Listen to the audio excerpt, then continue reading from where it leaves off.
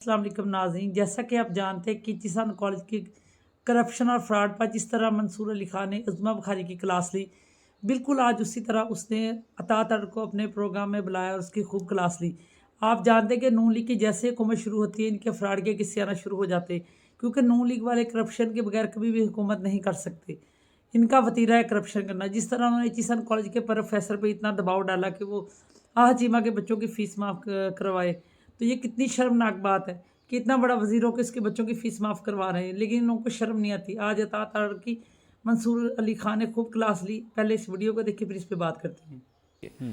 तो मैं ये समझता हूँ कि चीमा साहब के देखिए, एक तो बच्चों का एडमिशन मेरिट पे हुआ था। इस बात को पहले हम तस्लीम करें कि वो तमाम प्रोसीजर्स पास करके एचएसएम कॉलेज में दाखिला हासिल किया। वो बच्चे पहले ही एक कर्ब से ये गुजरे कि बाप 3 साल घर नहीं आया, सियासी मुकदमे में वो जेल में था, और एक बेटा 2 साल का था, एक 3 साल का था जब उनका बाप जेल गया है। तो देखिए, अब माँ की ट्रांसफ़र जब इस्लामाबाद होती है तो वो देखती है कि मैं अब बच्चों की एचएसएम कॉलेज में इतनी मुश्किल दाखिला कराया है, तो मैं 2-2 फीसें कैसे दूं। तो मैं, चलें आप शायद ना माने इस बात को, मगर मुझे पता है कि मिडिल क्लास के लोग हैं, गुजर बसर हो जाता है, अल्लाह ने बहुत सारे लोगों का पर्दा रखा होता है। अब उन्होंने कहा जी फ़ी वेव करें। अब फ़ी वेव करने की दरख्वास्त 2 साल पहले दी थी, अभी तो दी नहीं। और उसमें ये नहीं कहा कि आप पर्सन स्पेसिफिक ये रिलीफ प्रोवाइड करें, कहा कि आप मैं तार साहब बड़ी माजरत के साथ I want to disagree on this, because governor साहब का जो पूरा ऑर्डर है, ये जो 7-8 पेजेस का ऑर्डर है, ये सिर्फ और सिर्फ बार बार आज चीमा साहब के बच्चों को ही डिस्कस कर रहा है। उन्हीं की अहलिया का नाम बार बार लिया जा रहा है। वो लग यही रहा है कि पर्सन स्पेसिफिक ही है, इन्हीं के मामले के ऊपर है। तो इसलिए ये तो नहीं है, क्योंकि इससे पहले मतलब इस स्कूल को 100 साल से ज्यादा हो चुके हैं। This was never ever discussed. और जहां पे आज चीमा साहब का आज चीमा साहब की प्रोफाइल का बात है ना, we are no one is debating और डिस्कसिंग दैट कि उनकी क्या खिदमत हैं या उनको जेल भेजा गया। मैं उस नुक्ते पे जा ही नहीं रहा। मेरा तो इतराज सिर्फ इस बात के ऊपर है कि आप 2 बच्चों के लिए एक पॉलिसी किस तरह बना सकते। अब इसमें एक और मतलब फॉर एग्जाम्पल ये जो लेटर निकाला गया, जो आज चीमा साहब की जानिब से निकाला गया, even this letter has been printed on the official letter pad. मतलब मिनिस्टर साहब के ऑफिशियल लेटर पैड के ऊपर जो है वो ये ऑफिशियल लेटर पैड पे किस हैसियत से लिख रहे हैं, जब इनका एक पर्सनल इशू है, किस हैसियत से वो गवर्नर पंजाब को जो है अपने ऑफिशियल लेटर पैड के ऊपर ये लेटर जारी कर रहे हैं? देखिए, मैं ये समझता हूँ, देखिए पहली बात तो ये है कि जब पॉलिसी बनाई गई, वो चाहे इन 2 बच्चों की दरखास्त पे बनाई गई हो, मगर वो एक लीगल रूल होता है, वो 2 बच्चों के लिए नहीं बनाई गई। वो पॉलिसी फिर ओवरऑल बनी, और ओवरऑल पॉलिसी जब बनती है वो फिर हर कोई इससे मुस्तफीद हो सकता है। देखिए ना, 3000 की स्टूडेंट बॉडी है, अगर कोई ये फैसिलिटी अवेल करना चाहे वो कर सकता है। ठीक है, रीज़न वो 2 बच्चे बने जिनकी वालदा ने दरखास्त डाली। और देखिए, जब आप किसी भी पब्लिक ऑफिस होल्डर के तौर पे एक्ट करते हैं, उन्होंने लिखा कि मैं बतौर पब्लिक ऑफिस होल्डर ये खत इसलिए लिख रहा हूँ कि बतौर पब्लिक ऑफिस होल्डर मेरे पे तनकीद ज़्यादा हुई, और वो बनती होगी। ऑब्वियसली हमें ज़्यादा एहतियात करनी चाहिए पब्लिक ऑफिस होल्डर्स को, और मैं इस बात को समझता भी हूँ। देखिए, पॉलिटिशियन जो होता है बड़ा थिक स्किन्ड होता है, और एहतियात करनी भी चाहिए। मगर जब उन्होंने ये लेटर लिखा कि मैं पब्लिक ऑफिस होल्डर हूँ, तो बतौर वजीर लिखा कि मैं ये फैसिलिटी अब अवेल नहीं करना चाहता, मगर ये बाकी बच्चों के लिए जारी रखी जाए। नहीं तो इसका मतलब है कि जो गवर्नर पंजाब का ऑर्डर है वो अभी भी इन फील्ड है, और उसमें उसको विड्रॉ नहीं किया जा रहा, उसको रखा जा रहा है उसको।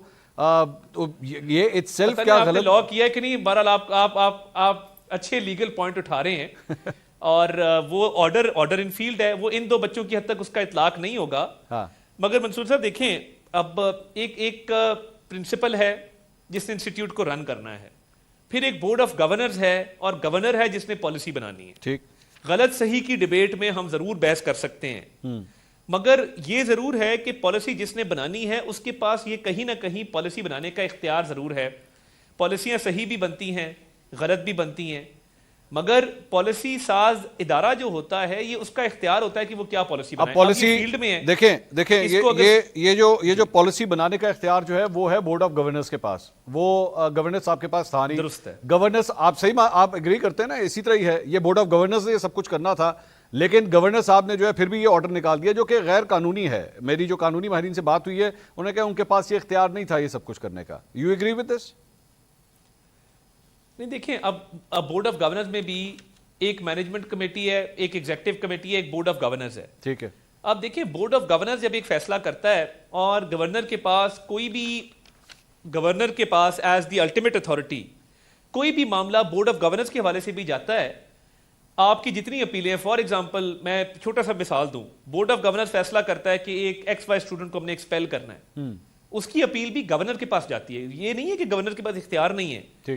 بورڈ آف گورننس کے بعد الٹیمیٹ اتھارٹی گورنر کے پاس ہے, پیٹرن ان چیف گورنر ہے. But the first step یہ is ایک لیگل بحث ضرور Tard ہے, صاحب, مگر but Tard صاحب the first step is board of governors, not the governor himself. It is the board of governors.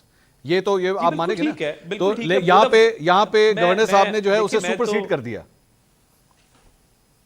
نہیں دیکھیں, میں ایک بات یہ ہے کہ پچھلے 2 سال سے یہ ایپلیکیشن آلریڈی پینڈنگ پڑی تھی بورڈ آف گورننس کے پاس, ٹھیک, اور گورنر نے جس اختیار کی ایکسرسائز کی وہ اختیار ان کے پاس تھا ایکسرسائز کرنے کو. تو میں دیکھیں, میرا بنیادی نقطہ یہ ہے کہ ایک معاملہ تھا جو اٹھا, پبلک آئے میں آیا, اسکروٹنی میں آیا, اور شاید آنا بھی چاہیے تھا. ٹھیک, اور ہم پبلک آفس ہولڈر ہوتے ہیں, ہمیں پبلک آفس ہولڈر کہا ہی اس لیے جاتا ہے کہ ہم پبلک کی امانتیں ہیں. اب پبلک نے ڈیسائیڈ کرنا ہے کہ کیا ہوگا, کیسے ہوگا. ٹھیک ہے, اب یہ بتائیے کیا یہ گورنر پنجاب کا آرڈر واپس ہوگا یا نہیں ہوگا؟ دیکھیں, میں یہ سمجھتا ہوں کہ معاملہ ایمیکیبلی ریزالو ہو گیا ہے, اور آہا چیمہ صاحب نے وہ فیسلٹی ویور لینے سے انکار کر دیا ہے. پرنسپل کا ریزگنیشن ابھی بھی موجود ہے, گورنر کا آرڈر ابھی تک موجود ہے. پرنسپل صاحب سے جو میری بھی گفتگو ہوئی, وہ ویکیشن پہ ابھی جا رہے ہیں, ان کا ٹینیور اگست میں ختم ہو رہا ہے, اگلے 3 ماہ کے اندر. جی, تو اس کے بعد وہ سرچ کمیٹی آلریڈی بن چکی تھی جو نئے پرنسپل کی اپوائنٹمنٹ کو دیکھ رہی تھی. میری یہ خواہش ہے کہ وہ کنٹینیو کریں, میری کوشش بھی ہے کہ وہ کنٹینیو کریں, اور جو وجہ انہوں نے بیان کی تھی وہ اب نہیں رہی, اور وہ چیمہ صاحب نے ویور لینے سے انکار کر دیا ہے. تو کیا ہی اچھا ہو کہ پرنسپل صاحب بھی اپنا استعفیٰ واپس لیں, تو آئی تھنک یہ معاملہ اور بہتر ہو جائے گا.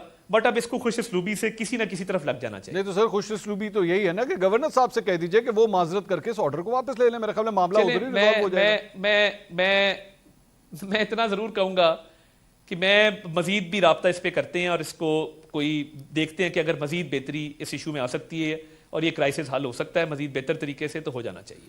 میں آپ کے ساتھ, دیکھیے طاہر صاحب, آپ کے ساتھ بڑا ایک ریسپیکٹ کا ریلیشن شپ ہے. آپ کو یاد ہوگا جب پاکستان تحریک انصاف کی حکومت تھی, زرتاج گل صاحبہ ایک منسٹر ہوا کرتی تھی اس دور میں, اور انہوں نے اپنی بہن کے لیے نیکٹا میں ایک نوکری کے لیے ایک لیٹر لکھا تھا. آپ کو یاد ہے اپنا اثر و رسوخ استعمال کرتے ہوئے, آپ کو یاد ہے نا؟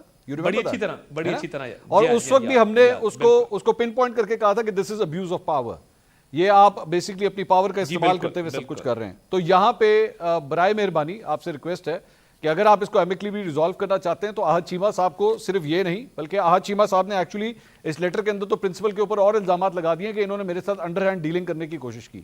انہوں نے یہ الزام بھی لگا دیا ہے اس لیٹر کے اندر, آپ نے پڑھ لیا ہوگا اب تک وہ لیٹر, انہوں نے یہ الزام بھی لگا دیا. میں نے لیٹر پڑھا ہے. وہ دیکھیں, اگر تو کوئی ایسی پیشکش ہوئی کہ اس کو کوائٹ سائڈ پہ کر دیا جائے تو وہ پرسن سپیسیفک ہوتی, اگر وہ ہوتی. ٹھیک, میں پھر بھی چاہوں گا, دیکھیں میں نے کل پرنسپل صاحب کو یہ کہا, میں نے کہا جی میں ایک پاکستانی ہوں اور یہ ملک میرے لیے اہم ہے, میرے ملک کا امیج میرے لیے اہم ہے. جو بھی معاملہ ہوا ہے, لیٹ بائی گونز بی بائی گونز, ہم اس کو خوش اسلوبی سے حل کر لیں. ٹھیک, اور میری کوشش یہ ابھی بھی ہے کہ اس معاملے کو نا, ہمارے اور بڑے مسائل ہیں, ہم نے معیشت کے جو مسائل ہیں ان سے نبرد آزما ہونا ہے. چیمہ صاحب کو سمجھاؤ نا سر, آپ میڈیا یہ باتیں تو طاہر صاحب آج چیمہ کے صاحب کو سمجھائے نا, بیٹھی بٹھائی بھی آپ کی گورنمنٹ آئی ہے اور بیٹھ کے ایک پنڈورا باکس کھول دیا. میں عرض کرتا ہوں, میں یہی کہہ رہا تھا کہ دیکھیں, آپ ریاست کا چوتھا ستون ہے, میڈیا ہے وہ چوتھا ستون ہے, وہ ہمیں انڈر اسکروٹنی لاتا ہے. اسی لیے دیکھیں, میں جب آپ کے سامنے منصور صاحب کیمرے پہ بیٹھتا ہوں نا, تو میں جواب دہ ہوں, میں ایز اے پولیٹیشین بھی جواب دہ ہوں, میں ایز اے وزیر بھی جواب دہ ہوں, اور میں اس کی کلیریفیکیشن آپ کو دے رہا ہوں. یہ میرا کام ہے یہ کرنا, اور آپ کا کام ہے سوال کرنا. تو دیکھیں, یہ ملک جو ہے اس میں فریڈم آف ایکسپریشن کے حوالے سے, ان معاملات کو حل کرنے کے حوالے سے, میں تو صرف یہ چاہتا ہوں کہ اس معاملے کو اب کیونکہ 48 گھنٹے ہو گئے ہیں, اب ایک نیوز ویلیو بھی ہوتی. تو ناظرین, آپ اندازہ کیجئے کہ جیسے ہی نون لیگ کی حکومت آئی ویسے ہی ملک میں پھر سے فراڈ اور اسکیم کا نیا دور شروع ہو گیا. جس طرح سے ایچیسن کالج کا اسکینڈل سامنے آیا, جس طرح سے وہاں کے اسٹوڈنٹ کا حق ماننے کی کوشش کی گئی, نون لیگ نے پھر سے یہ بتا دیا کہ فراڈ اور اسکیم کے ایکسپرٹ ہیں. جیسے ہی پھر نون لیگ نے فراڈ اور اسکیم سامنے آیا, اس پہ یو ٹرن لیا اور اس پہ ان کو معافی مانگنی پڑی. پہلے نون لیگ جو اپنا بڑا اثر و رسوخ استعمال کر رہا تھا, پھر اپنے بچوں کی فیس معاف کروانے کے لیے پرنسپل پر دباؤ ڈال رہا تھا, اس نے فوراً خط لکھا اور ساتھ ساتھ معافی مانگی اور یہ بھی کہہ دیا کہ آئندہ اپنے بچوں کی فیس ادا کرے گا۔ ناظرین، اصل مسئلہ یہ ہے کہ نون لیگ والے کرپشن کرنا جانتے ہیں، لوگوں کی جیبوں پر ڈاکہ ڈالنا جانتے ہیں۔